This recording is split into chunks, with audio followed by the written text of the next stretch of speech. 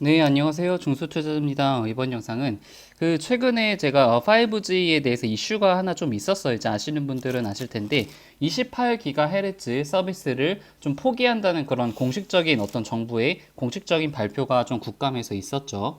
그래서 최근에 이제 지수보다 5G 섹터들이 조금 약한 원인 중 하나가 이거라고 생각을 하고 있고, 그러면은 우리나라 국내에서 28GHz 서비스를 포기한다는 것의 어떤 정확한 의미를 조금 한번 살펴보고, 그럼 정말로 5G 섹터들을 지금 뭐 다 팔아야 되느냐, 앞으로 이제 폭락을 할 것이냐에 대해서 좀 알아보도록 하겠습니다. 일단 정확한 팩트 먼저 좀 짚고 나가야겠죠. 일단 최기영 과기정통부 장관께서 5G 28GHz 전 국민 서비스 생각이 없다라고 공식적으로 이제 얘기를 했고, 전국망은 아무래도 기술적으로 좀 한계가 있다는 것을 공식화했습니다. 사실 이 워딩만 보게 되면은 앞으로 뭐 5G 투자를 더 이상 하지 않을 것 같고, 5G의 통신 장비주들이 더 이상 앞으로 뭐 실적 개선세가 없을 거다, 그렇게 오해를 할 수도 있을 만한 워딩이긴 한데, 정확한 좀 팩트를 알아야 돼. 이게 지금 전 국민 서비스를 할 생각이 없다는 것이지 28GHz 지금 서비스를 하지 않는다는 얘기가 아니에요. 그러니까 다시 얘기를 하면은, 지금 우리가 쓰고 있는 어떤 3.5GHz 5G, 지금 5G 폰도 나오고 있고 그런 거 있잖아요. 그런 것들은 지금 상용화가 되고 있는데, 28GHz는 B2C에 대해서만 좀 제한을 한다는 거예요.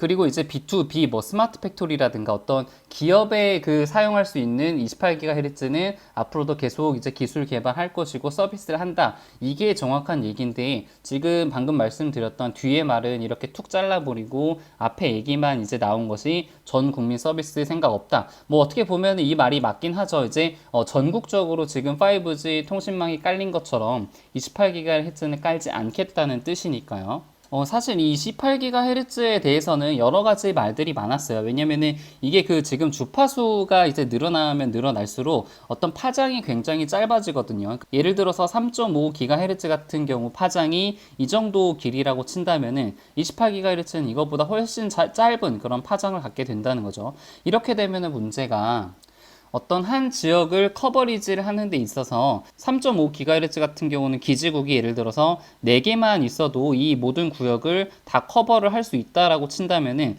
28GHz 같은 경우는 뭐 9개, 예를 들어서 이제 설명을 드리는 거예요. 9개 내지는 16개가 이제 필요하다. 뭐 이런 식으로 이해를 하시면 될 것 같아요. 그래서 이게 지금 현실적으로 이 모든 지역을, 그러니까 전국을 다 커버를 하기엔 28GHz로 이게 이제 투자 비용도 굉장히 많이 들고, 그 투자 비용 대비해서 어떤 통신 3사라든가 정부에서 그만큼의 손익 분기를 넘기기가 힘들기 때문에, 사실상 28GHz 전국망은 이제 사실상 좀 포기 선언을 한 거죠. 이거는 사실 우리나라에서만 해당이 되는 것이 아니라 미국에서도 지금 똑같이 적용이 되고 있는데, 미국 같은 경우는 2019년도, 그러니까 우리나라 같은 경우는 이제 3.5GHz로 이제 처음으로 5G 통신망 서비스를 했는데, 미국 같은 경우는 처음부터 버라이즌 같은 경우는 28GHz 서비스를 시작을 했단 말이에요. 근데 이게 이제 아까 말씀드렸듯이 전국을 커버하는 데는 기술적으로 한계가 굉장히 많단 말이에요. 그래서 이제 유명무실한 그런 28GHz 서비스 상용화가 유명무실한 그런 서비스였고요. 미국 같은 경우는. 그래서 지금 올해 이제 하반기 이후부터 중대역대 주파수 경매를 이제 했잖아요. 그게 이제 어떤 이런 기술적인 한계 때문에 우리나라처럼 이제 중대역 주파수, 그러니까 이제 3.5에서 한 6GHz의 그런 중대역 주파수를 좀 활용을 하기 위해서 미국에서 지금 이제 경매를 한 것이고, 이제 몇 달 전에 지금 경매 완료가 되었죠. 그리고 나서 나온 뉴스가 이제 여러분들이 아시는 버라이즌과 삼성전자로부터 이제 7.9조 원대의 수주 계약이 좀 성사가 됐었고요. 그래서 지금 큰 그림에서 보자면은 아주 달라진 것은 없어요. 우리나라는 지금 계속해서 3.5GHz 기지국을 깔고 있고, 미국 같은 경우는 다시 처음에는 28GHz를 하고 있다가 지금 다시 중대역 주파수로 돌아온 것이고요. 근데 다만 조금 바뀐 것은, 이제 아무래도 올해 하반기부터는 우리나라도 28GHz 좀 이제 기지국 투자를 좀 본격적으로 하지 않을까라는 그런 시장의 기대감들이 좀 있었는데, 어떻게 보면은 그거에 대한 어떤 기대감, 모멘텀들이 꺼진 것은 조금 사실입니다. 그러면은 이 뉴스와 이 사실이 그 이제 5G 종목들에 어떤 영향을 미치는지에 대해서도 조금 살펴보면은 이제 결론적으로 KMW 같은 경우는 이제 큰 영향이 없을 거라고 생각이 돼요. 오히려 좀 호재로 받아들일 수도 있지 않을까라는 생각이 좀 들고, RFHIC 같은 경우는 약간의 좀 실질적인 그런 어떤 매출에 영향이 있지 않을까라는 그런 생각이 듭니다. 그 이유에 대해서 제가 이제 말씀을 드릴게요. 이게 저 같은 경우는 이제 KMW 2019년도 이제 초부터 계속해서 그 추적 관찰을 해왔었기 때문에 관련된 이슈들을 제가 좀 정리를 한 게 있는데, 2019년 10월 달에 이런 레포트가 있었습니다. 28GHz 좀 조기 사용 때문에 악재로 이제 KMW에 작용을 했었던 적이 있어요. 이게 무슨 말이냐면은 28GHz를 이제 조기에 상용화가 되면은 KMW 같은 경우는 지금 주력 상품이 3.5GHz인데 이거에 대한 투자가 줄어들고 28GHz에 대한 투자가 늘어나게 되면은 KMW의 매출과 영업이익이 감소할 것이다라는 것이 그 당시에 시장의 어떤 분위기였거든요. 그래서 28GHz의 조기 사용이 오히려 KMW는 악재로 시장에서 그렇게 받아들였는데, 이 당시에 레포트로는 사실상 악재가 아니다. 오히려 2020년 3분기부터 28GHz 투자에 나설 생각이 있기 때문에 그 당시 2019년 10월 달에는 악재로 받아들일 필요가 없다라는 것이 그 당시 레포트의 어떤 분위기였습니다. 그리고 이거는 그 KMW가 IR에서 이제 발표했던 거를 좀 요약한 거였는데요.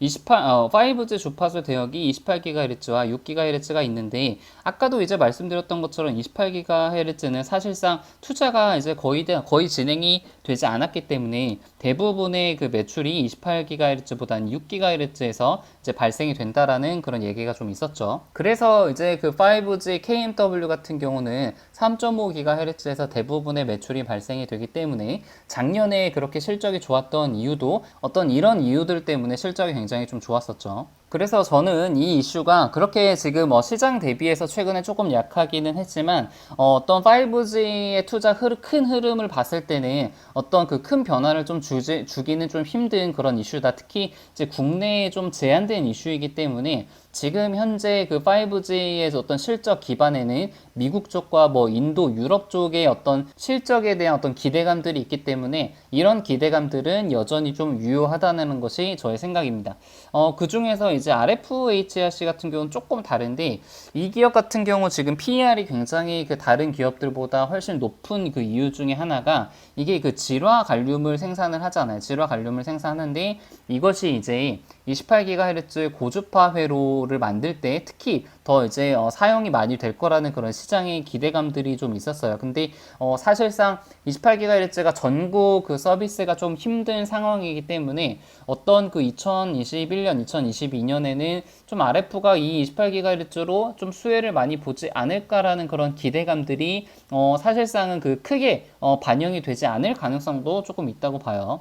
그래서 뭐 다른 기업들, 뭐 오이솔루션이라든가 RF텍, 그리고 뭐 이제 KMW 이런 기업들은 28GHz 이슈에 큰 영향을 받지 않을 가능성이 좀 높지만, RF 같은 경우는 이게 정확하게 예측하기는 힘들겠지만 어느 정도 조금 영향은 좀 받을 수 있다라는 것이 이제 결론입니다. 그래서 저는 여전히 지금 KMW에 좀 집중 투자를 하고 있고, 그리고 최근에 이제 미국 대선으로 해서 어떤 뭐 그린 정책들이 좀 많잖아요. 뭐 풍력 관련 주들이라든가 그런 기업들이 굉장히 주가들이 굉장히 탄력 있게 올라가고 있는데, 물론 그런 기업들도 이제 전망이 굉장히 좋지만 여전히 저는 5G가 그 미국 대선과도 좀 연관이 있다고 생각이 들어요. 왜냐면 이제 뭐 트럼프라든가 바이든 모두 이제 중국 쪽을 굉장히 좀 싫어하고 중국이 5G 투자를 굉장히 늘리고 있는 상황이기 때문에 이제 그거에 발 맞춰서 미국 쪽도 좀 드라이브를 많이 좀 걸어야 되는 상황이고, 지금 뭐 정책적으로도 지금 우호적으로 흘러갈 수밖에 없는 그런 상황입니다.